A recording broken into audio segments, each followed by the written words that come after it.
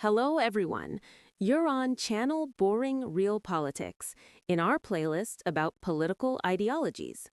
Today, we're diving into one of the most controversial and transformative regions of the political compass, the authoritarian left.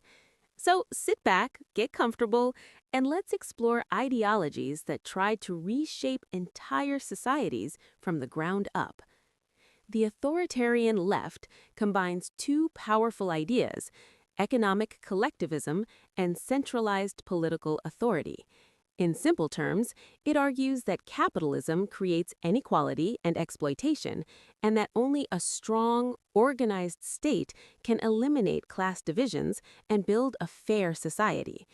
Individual economic freedom is seen as secondary to collective equality, and political pluralism is often sacrificed in the name of revolutionary unity.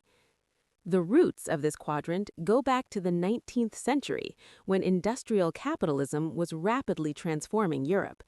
Factories were expanding, cities were growing, and working conditions were often brutal.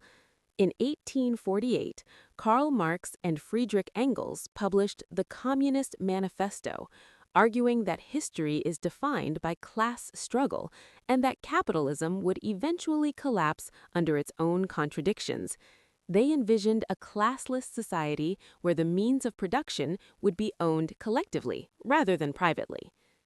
But Marx never saw his ideas implemented at national scale.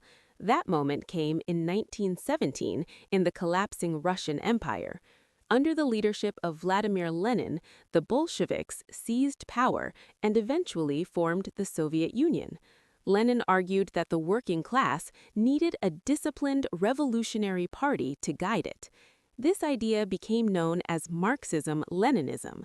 In practice, it meant one-party rule, state ownership of industry, centralized economic planning, and suppression of opposition. After Lenin's death, Joseph Stalin consolidated power and transformed the Soviet Union into a highly centralized industrial superpower. Through rapid industrialization and forced collectivization of agriculture, Stalin aimed to modernize the country in record time. The human cost was enormous: political purges, labor camps, famine. Yet the USSR emerged as a global superpower after World War II. Stalinism became synonymous with strict authoritarian control combined with total economic planning. Meanwhile, in Asia, Marxism evolved again.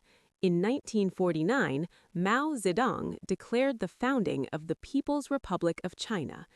Mao adapted Marxism to a largely agrarian society, arguing that peasants, not industrial workers, could drive revolution. His ideology, Maoism, emphasized permanent revolution and ideological purity. Campaigns like the Great Leap Forward and the Cultural Revolution radically reshaped Chinese society, again with massive consequences. In Korea, a different interpretation emerged.